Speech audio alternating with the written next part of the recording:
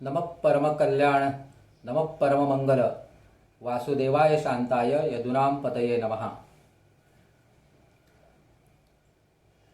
मनोपासनेचा आपला हा उपक्रम अनेक श्रोत्यांचा प्रेक्षकांच्या मनाचा ठाव घेतो आहे। गेल्या 10 दिवसापासून या संदर्भात ज्या प्रतिक्रिया व्यक्त झाल्या, प्रतिसाद मिळाला, त्यावरून असं लक्षात येतं की एक नवा विषय किंवा उपासनेला पूरक ठरणारी ही एक विचारसरणी आपण चर्चेला घेतलेली आहे आणि ती स्वीकारली जाते आहे। त्याच्यावर मंथन होऊ लागलेलं आहे। एखाद्या नव्या पैलूचा विचार करताना स्वाभाविकपणे उत्सुकता असते, जिज्ञासा असते आणि मग लोक त्या संदर्भामध्ये विचारणाही करतात, आपलं मतही व्यक्त करतात। तशा प्रकारचा प्रतिसाद प्राप्त होऊ लागलेला आहे, मिळू लागलेला आहे, जाणवू लागलेला आहे। आतापर्यंतची जी उपासना आपण करत आलो त्या उपासनेला पूरक ठरणारी जरी उपासना असेल तर आपण केली पाहिजे। आणि मग त्याचं स्वरूप कसं असतं, मनोपासना म्हणताना जे मन आपल्याला उपासनेमध्ये गुंतवायचं असतं त्याऐवजी आता प्रत्यक्ष मनाचीच उपासना करायची आहे म्हटल्यानंतर मग ती अधिक मनपूर्वक समजून घ्यायला लागेल, अधिक लक्ष देऊन समजून घ्यायला लागेल। अशा प्रकारचा ही एक आशावाद काही प्रमाणात का होईना पण जागवला गेला। काय असतं, उपासनेचे अनेक प्रकार आपण अवलंबत असतो। मी गेले 10 दिवसापासून सांगतोय। खर तर समर्थ रामदासांनी सुद्धा फार पूर्वीच हे सांगून ठेवलंय, उपासना सगळ्या ठाई आत्माराम कोठे नाही, ऐसी माझी उपासना। अशा प्रकारचं वर्णन समर्थ रामदासांनी काही शतकांपूर्वी करून ठेवलं। उपासना सगळ्या ठाई म्हणजे सगळ्यांच्या ठाई उपासना असते, पण आत्माराम कोठे नाही।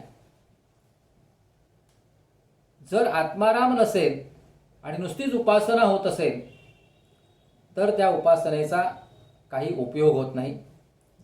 उपयोग म्हणण्यापेक्षा त्याचा आपल्याला खरंच मनस्वी समाधान लाभत नाही। मी वेळ शक्ती या संदर्भात जात नाही, परंतु ज्या उद्देशाकरता आपण उपासना करतो, ज्या उद्दिष्टांकरता ही उपासना करतो, ते उद्दिष्ट जर साध्य होत नसेल तर मग त्याचं कुठेतरी आपण सिंहावलोकन केलं पाहिजे, आत्मसंशोधन केलं पाहिजे, चिंतन केलं पाहिजे। मन हे जर सगळ्यांसाठी कारण असेल, मन हे जर सगळं सिद्धीचं कारण असेल तर त्या कारणाला आणखीन काय जोडता येईल, म्हणजे मी तात्विक भाषेत जात नाही, परंतु असं एखादं काही आणखीन वेगळं उपादान शोधता येतं का। आणि या मनाची उपासना आपल्याला एकूणच आपल्या जीवनासाठी, आपल्या दैनंदिन व्यवहारांसाठी, आपल्या वागण्या बोलण्यासाठी आणि पर्यायाने त्या सर्वशक्तिमान परमेश्वराची भक्ती करण्यासाठी कशी सत्कारणी लावता येईल असा विचार करायला आपण सुरुवात केलेली आहे। त्याला चांगला प्रतिसादही मिळतोय। उपासना करत असताना लक्ष जर उपासनेवर नसेल तर कसे विकल्प निर्माण होतात हे प्रत्येक जण आपापल्या पद्धतीने अनुभवतो। कधीही 100% लक्ष लागलंय असं होत नाही, होणारही नाही। कारण आपण काही घर प्रपंच सगळं सोडून पूर्णपणे त्या एका विषयाला वाहून घेतलंय असं होत नाही। मुळात प्रपंचात राहून आपल्याला जरी उपासना करायची असेल तर आपल्याला मधला मार्ग शोधला पाहिजे। आणि तो असाच आहे की मनाला वासनेपासून दूर न्यायचं. तर ही वासना म्हणजे काय, तर त्या विषयासंदर्भातला आपलं आकर्षण हे कमी करत करत न्यायचं, नियंत्रण आणायचं. आणि हे मन म्हणजे वासनेपासून दूर गेलेलं मन हे आपोआप बंधनातून मुक्त होतं. आणि जे काही आपलं मन असते ते जर आपण परमेश्वराशी जोडलं तर ते मुक्तीला कारण होतं. जसं आपण 2-3 दिवसापूर्वी मन हे बंधनाचं आणि मुक्तीचंही कारण मानलं गेलं. तर ती बंधन आणि मुक्ती आपण काही वेळेला अशा मोठ्या व्यापक अर्थाने घेतो की आता आपल्याला मोक्ष मिळवायचा आहे आणि मग सगळ्या बंधनातून मुक्त व्हायचं आहे आणि मग मला आता कुठेतरी दूर जाऊन अध्यात्म साधना केली पाहिजे. ती ज्याला करता येणं शक्य आहे त्याने जरूर करावी. आजही अनेक लोक करतात. पण ज्यांचं निम्म्यापेक्षा जास्त आयुष्य हे नोकरी चाकरी प्रपंच करण्यामध्ये गेलं आहे आणि जे आपल्या प्रपंचातनं बाहेर पडू शकत नाहीत, कितीही इच्छा असली तरी त्यांना बाहेर पडणं अशक्य होतं, अशांसाठी मग उपासनेचा आणखीन कुठला मार्ग असू शकेल तर निदान तो मनोपासनेच्या माध्यमातून आपल्याला तो काही आकळता येईल का असा आपण विचार केला पाहिजे. या अर्थाने ही जी वासना आहे ती कुठेतरी परमेश्वराच्या दिशेने वळवायची. हळूहळू त्यातनं आपला मोह पाश कमी करत जायचा, आकर्षण कमी करत जायचं.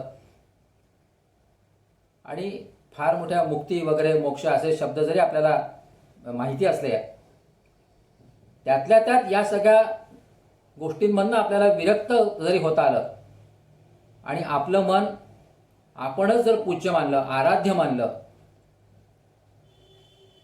त्याची उपासना करत गेलो तरी सुद्धा खूप मोठं समाधान आहे त्या तिथेच राहून आहे तीच साधन सामग्री वापरून प्राप्त करता येऊ शकतं. अन्यथा माणसाला वासना सुटत नाहीत, मोह सुटत नाहीत, अगदी सांगतात की संन्यासाला सुद्धा सुटत नाहीत.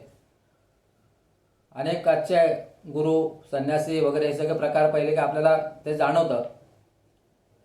जिथे विरक्तता पाहिजे, वैराग्य पाहिजे, तिथे पुन्हा काही ना काही गोळा करण्याची प्रवृत्ती पाहायलाच मिळते. एक उदाहरण सांगतात की एक संन्यासी होता, एका मंदिरात तो जाऊन राहायचा.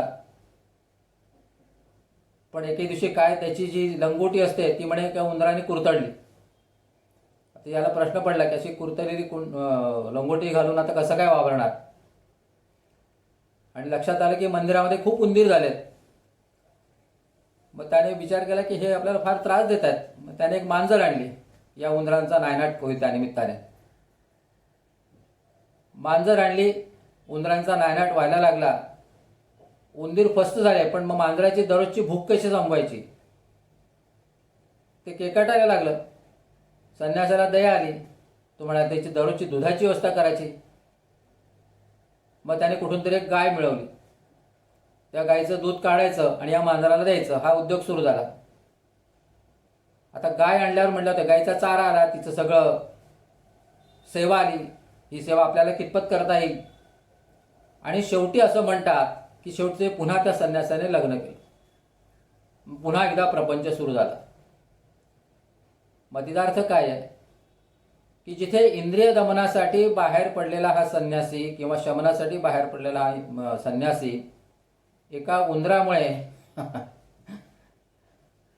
इंद्रियांचा दमन करायला निघालेला हा संन्यासी इंद्रियांमुळे आपलं उंदरांमुळे पुन्हा एकदा लग्नाच्या पाशामध्ये अडकला.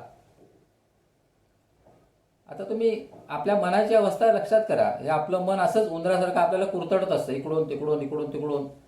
अशी आपली भावना आहे. मी त्या मताचा नाही आहे.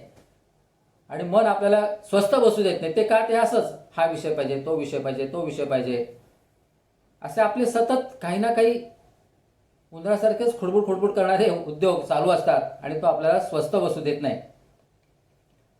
परंतु जर त्याला त्या उपासनेचा उद्देश चांगला असेल, ध्येय चांगलं असेल, मनामध्ये काही संकल्प चांगले असतील तर कुठली उपासना आपल्याला प्रपंचात राहून यशस्वी करता येऊ शकते.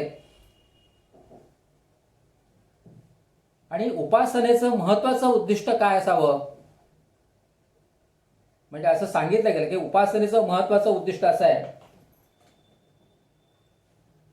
की तुम्हाला ही उपासना करताना आपल्याच अहंकाराचं किंवा आपल्याच दोषांचं विस्मरण झालं पाहिजे. लक्षात आला असेल मुद्दा, तर नसेल आला तर पुन्हा सांगतो. म्हणजे मोठी गंमत आहे सगळी. उपासना करत असताना दुःखाचं विस्मरण करण्याची जी दिव्य शक्ती आहे, दुःखाचं विस्मरण करण्याची जी काही दिव्य शक्ती आहे ती स्मरण भक्तीमध्ये आहे. मी शक्ती नाही वापरते, स्मरण शक्ती नाही वापरते, ती स्मरण भक्तीमध्ये आहे. आणि ही स्मरण भक्ती कुठून प्राप्त होणार आहे? जे आपण नामस्मरण म्हणतोय ते नामस्मरण अंततोगत्वा हे मनाच्याच स्मरणाचा भाग असतो. जसं परवा मी म्हणालो की नाम आणि मन हे एकमेकांशी पूरक आहेत. आणि मग त्याच मनाचं स्मरण करून आपल्याला दुःखाचं विस्मरण करायचं आहे. ज्या दुःखाचा खऱ्या अर्थाने मनाशी थेट काही संबंध येत नाही, पण ते दुःख मनाला अस्वस्थ करत राहतं. मोठी विचित्र अवस्था आपले सर्वांचीच असते. हे दुःखाचं विस्मरण होत नाही आणि आपलं मन मात्र दुःखी होत राहतं, व्यथित होत राहतं, त्याच्यामध्येच गुरफटलं जातं. आणि अनेक चांगल्या उद्दिष्टांना आपण पारखे होत जातो, मिळवू शकत नाही. उद्दिष्ट असून, चांगलं उद्दिष्ट असून, ध्येय चांगलं असून आपण त्याच्यापासून दूर जात राहतो. आणि म्हणून असं म्हटलं जातं की ही उपासना करत असताना माणसाला समदर्शी होता आलं पाहिजे. समदर्शी म्हणजे काय? तर अनेक गोष्टींकडे समान पद्धतीने बघण्याची त्याला सवय लागली पाहिजे. आणि ही सवय केवळ मनोपासनेतनं प्राप्त होऊ शकते. कारण तुमच्या मनाला आता दुसरं कुठलंही ध्येय नाही, कुठला उद्देश नाही आहे. तुमच्या मनासमोर फक्त मन नावाचं भगवंत रूपी एक प्रतिमा आहे म्हणा, किंवा मन रूपी एक भगवंत तुमच्या समोर तुम्हीच उभा केलेला आहे. आणि त्या मनाची तुम्ही उपासना करताय.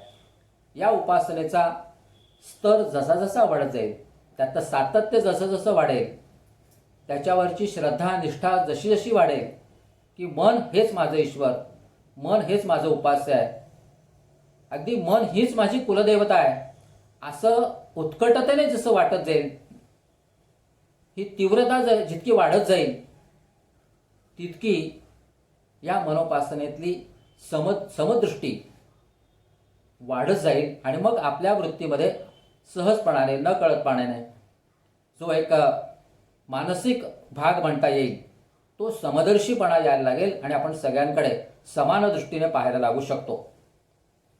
मनाचा हा कितीतरी मोठा लाभ आपल्याला या मनोपासनेतून प्राप्त करता येऊ शकतो. आता नेहमीच कुठली उपासना करत असताना आपण काहीतरी उपचार करतच असतो. पण जेव्हा मनाची उपासना करू त्यावेळेला प्रत्यक्षात आपल्याकडे काही नसेल, सगळं मानस पूजेच्याच माध्यमातून करायला लागेल. आणि मग ते करत असताना अशीच मनोमन कल्पना करायला लागेल की मी आपल्या उपासनेची जी सहाण आहे, आपण पूजा करताना परमेश्वराला गंध लावतो, त्याची पूजा करताना गंध लावतो, तर ती उपासनेची जी काही सहाण असेल, ती सहाण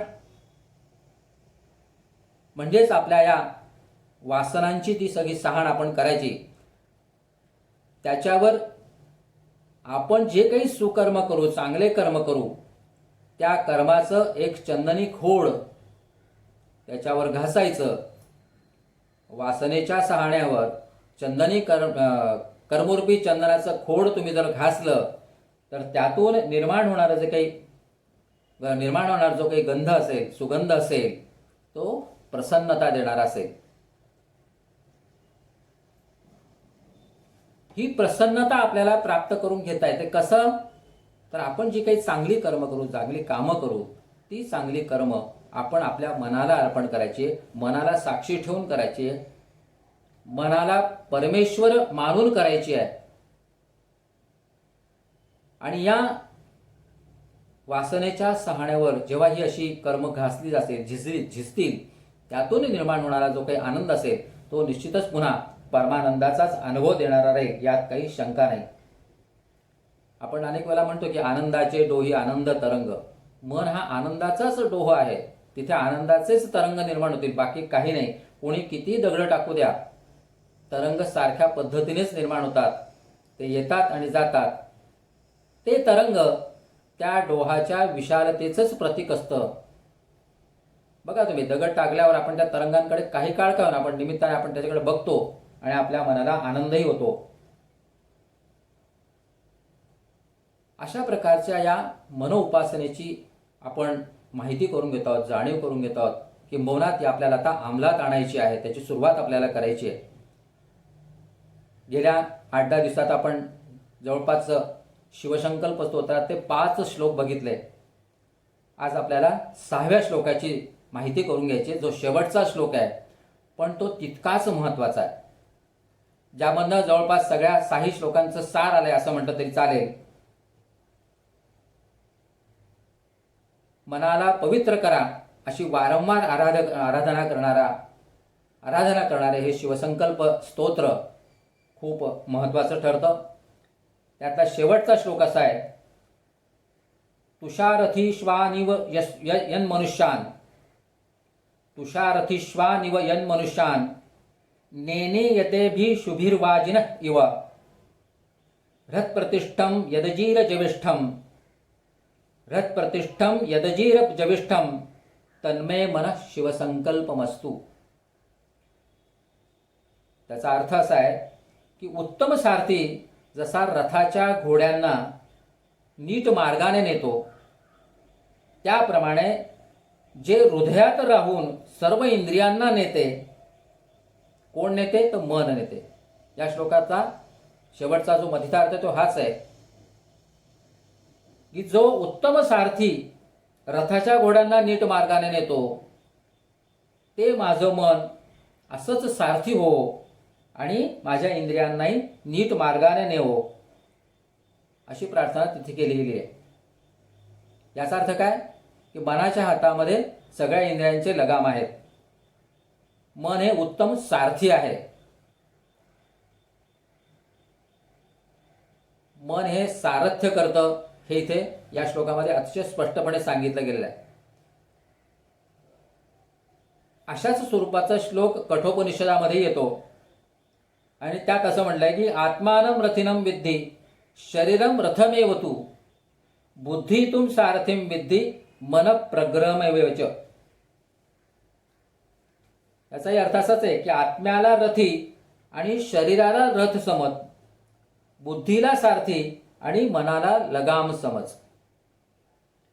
कठोपनिषदातलं हे विवरण मनाविषयीचं आणि या शिवसंकल्प स्तोत्रात आलेला हा 6वा श्लोक, यात फारसा भेद नाही, किंबहुना भेद नाहीच असं म्हटलं तरी चालेल. मनाची महत्तता या दोन्ही श्लोकांनी मान्य केलेली आहे. दोघांनाही मनाचा प्रभाव, मनाचं सामर्थ्य, मनाची महाशक्ती मान्य आहे. या दोघही श्लोकांमधनं ती अधोरेखित होते. आणि या मनाने सगळ्या इंद्रियांवर नियंत्रण आणायचं आहे. आपण आपला प्रवास नेमका उलटा चाललेला असतो. आपण मनाला नियंत्रित आणण्याचा प्रयत्न करत असतो.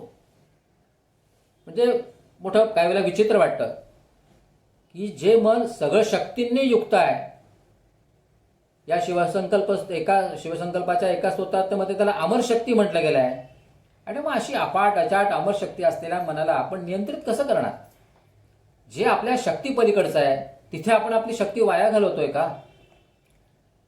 मनाला एकाग्र करा, मनाला एकाग्र करा, मनाला एका ठिकाणी आणा.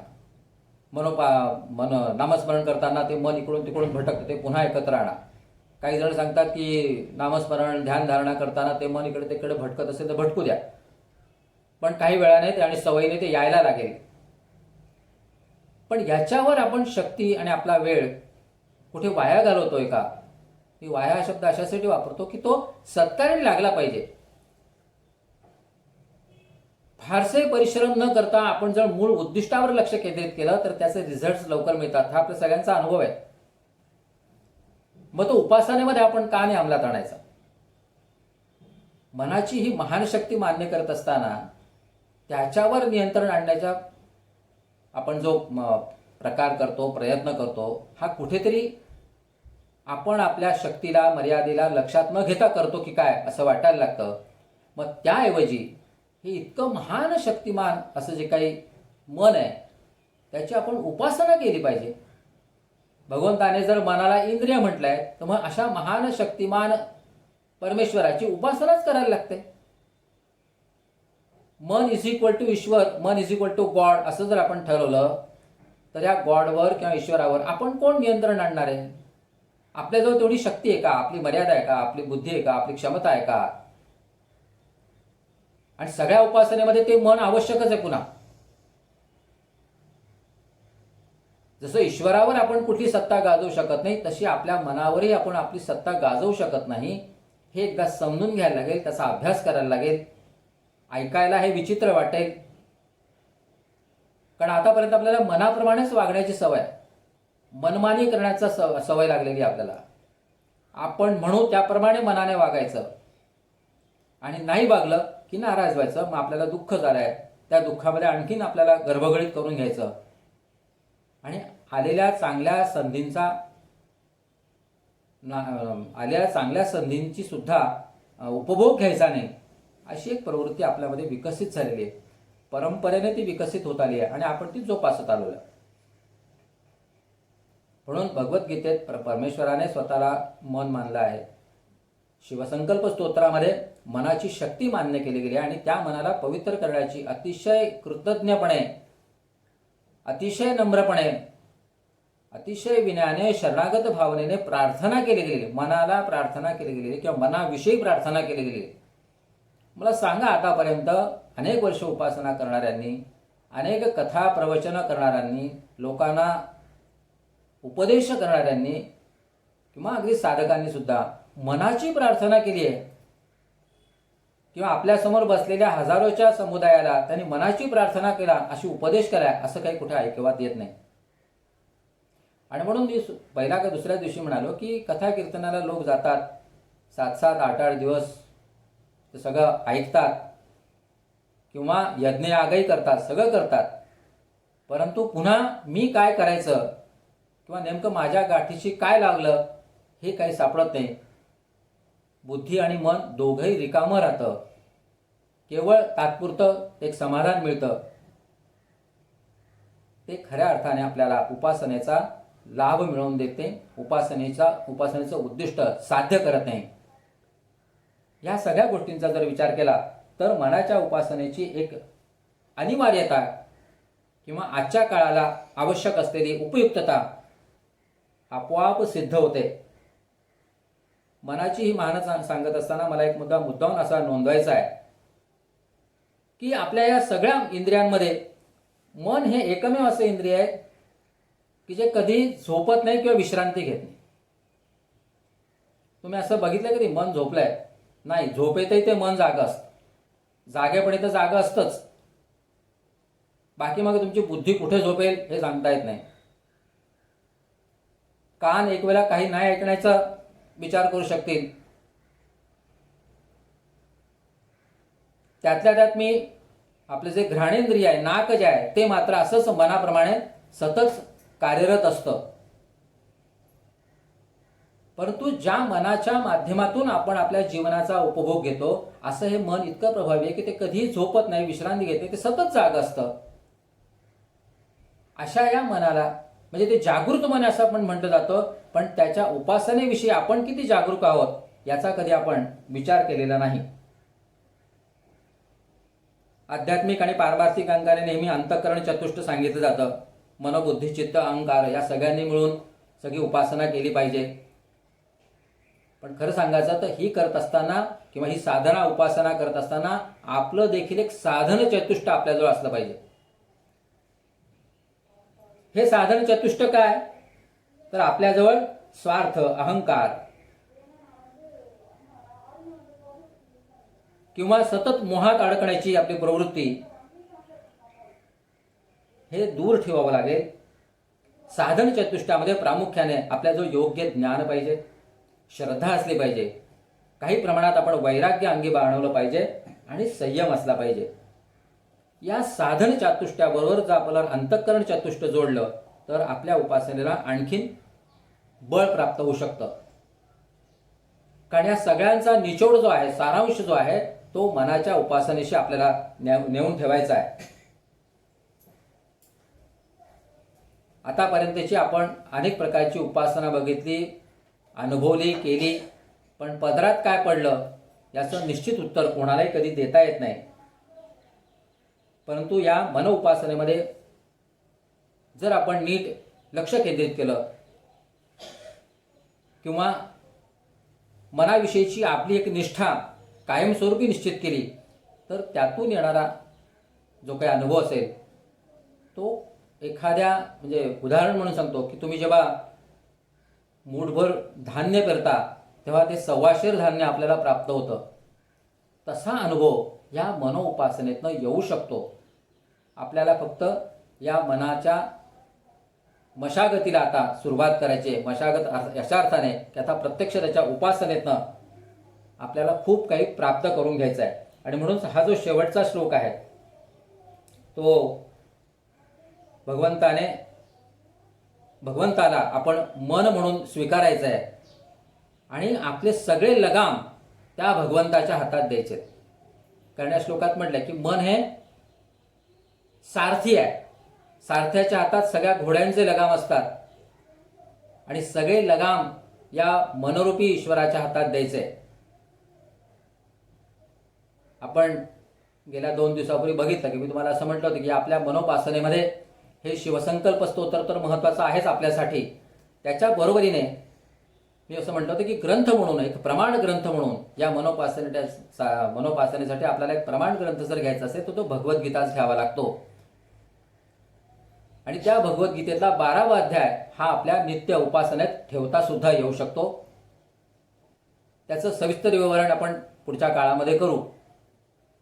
परंतु सहज लक्षात येतं म्हणून सांगतो. आणि कधी आपण त्याच्याकडे त्या दृष्टिकोनातनं बघत नाही, अशा अर्थाने पण हा मुद्दा थोडा विचारात घेण्यासारखा आहे. आपण ज्या भगवद्गीतेला प्रमाण ग्रंथ मानतो आहोत की आपल्या एकूण जीवनामध्ये भगवद्गीतेचं अनन्य महत्त्व आपण मान्य केलेलं आहे. तत्वज्ञानाचा एक सर्वोत्कृष्ट ग्रंथ म्हणून आपण त्याचं नेहमीच आदरार्थी पूजन किंवा पठण पाठण करत असतो. या भगवद्गीतेच्या ग्रंथावरती साधारणपणे जे काही एक चित्र आपण नेहमी छापतो ते चित्र जर तुम्ही नीट बघितलं तर तुम्हाला काय जाणवतं एकदा तुम्हीच तपासून पाहायला हरकत नाही. या भगवद्गीतेच्या ग्रंथावर साधारणपणे कुरुक्षेत्राचं चित्र असतं आणि तिथे रथारूढ भगवान श्रीकृष्ण आणि अर्जुन असतात. काही ठिकाणी अर्जुन हा रथाच्या खाली असतो, भगवंत रथावर असतात, पण बऱ्याच ठिकाणी दोघंही रथात बसलेले आहेत आणि ते रथारूढ दोघांचंही चित्र आपल्या भगवद्गीतेच्या ग्रंथावर असतं. या चित्रामध्ये तुम्ही जर नीट पाहिलं तर त्या रथाचे सगळे जे जे घोडे आहेत ते त्या घोड्यांचे लगाम भगवंताने आपल्या हातात ठेवलेले आहेत. कुरुक्षेत्राचा सगळा तो परिसर आहे, तिथेवर उभा राहिलेला हा रथ, त्या रथामध्ये असलेला भगवान श्रीकृष्ण आणि अर्जुन आणि त्याने आपल्या हातात ठेवलेले हे घोड्यांचे लगाम.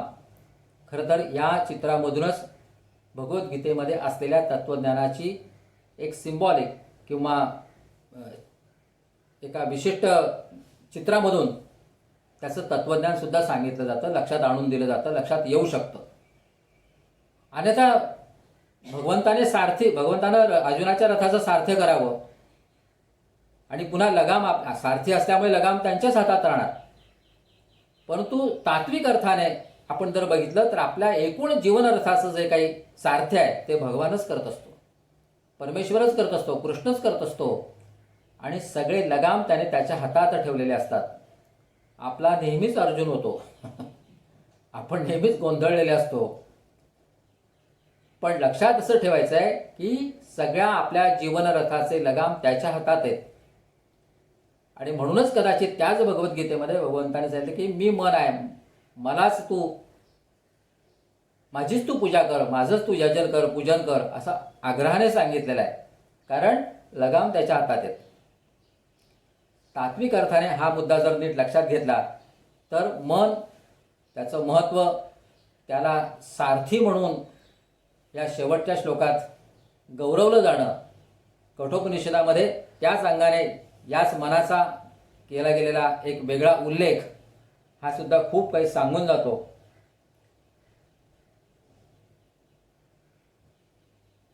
या दृष्टिकोनातून आपण जर या सगळ्या मनोपासनेकडे पाहिलं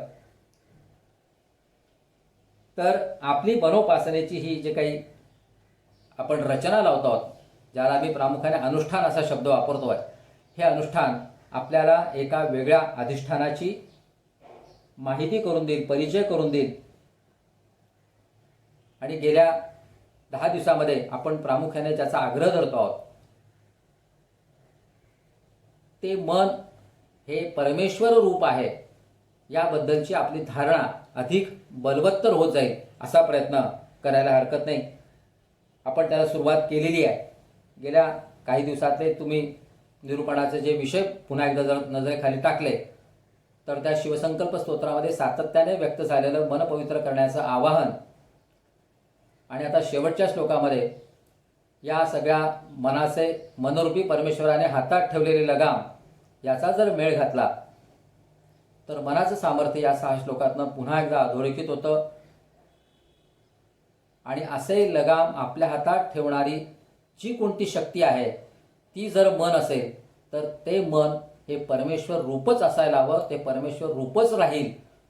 आणि याच दृष्टिकोनातनं हाच मुद्दा मनामध्ये बिंबवून मनाला ईश्वर मानून, मनाला आपला आराध्य मानून, मनाला आपली कुलदेवता मानून आपण त्याची आराधना रोज केली पाहिजे. ती आराधना कशी करायची हे थोडक्यात मी तुम्हाला यापूर्वी सांगितलं, पण पुढच्या या सगळ्या कालावधीमध्ये ह्या उपासनेचं अधिक विवरण, कारण शेवटी उपासना मनोपासना करा हे आपण गेले 6 दिवस ऐकतोय, त्या श्लोकांमधून मंत्रामधून आपण त्याचं स्वरूप जाणून घेतलंय. आता प्रत्यक्ष त्या उपासनेसाठी कसा वेळ द्यायला लागेल, त्यासाठी काय रचना आपण लावू शकतो, त्याचे फायदे काय असू शकतात, या सगळ्यांचा आपण पुढच्या कालावधीमध्ये थोडा अधिक खोलात जाऊन विचार करणार आहोत. आणि म्हणून आपल्या सगळ्याच जीवन व्यवहारामध्ये, धावपळीच्या जीवनामध्ये, प्रपंचामध्ये मिळालेलं हे मनुष्य जीवन अधिक समृद्धतेने जगायचं असेल, समाधानाने जगायचं असेल, ज्याला आपण मनःशांती म्हणतो, ती मनःशांती आपल्याला प्राप्त करून घ्यायची असेल तर ती परमेश्वराच्या चरणाजवळच आहे आणि ती मनाच्या पूजनातूनच मिळू शकते. हे आपण पुन्हा पुन्हा लक्षात घेऊ शकतो आणि त्या दृष्टीने आपली ही मनोपासनेची एक व्यवस्था आपण निर्माण करण्याचा प्रयत्न करतोय. त्या दृष्टिकोनातूनच मी म्हटलं आहे की मनोपासना अनुभव नव्या जीवना, करोनाच्या या सगळ्या पार्श्वभूमीवर आज त्याची खूप गरज आहे. अजूनही लोकांमधली भीती गेलेली नाही, मन घाबरलेलं आहे. पण घाबरणं हा मनाचा नियमही नाही आणि गुणही नाही. तरीसुद्धा असं होत असेल तर मग या मनोपासनेचं औचित्य, निमित्त किंबहुना अनिवार्यता आपोआप सिद्ध होते. एवढंच सांगतो आणि आता इथे थांबतो. उद्याच्या भागामध्ये पुन्हा आपण भेटूया. इति विद्या तपो अयोनिर्विष्णुरीडितः वाग्यज्ञेनार्चितो देवो प्रियतांच जनार्दनः.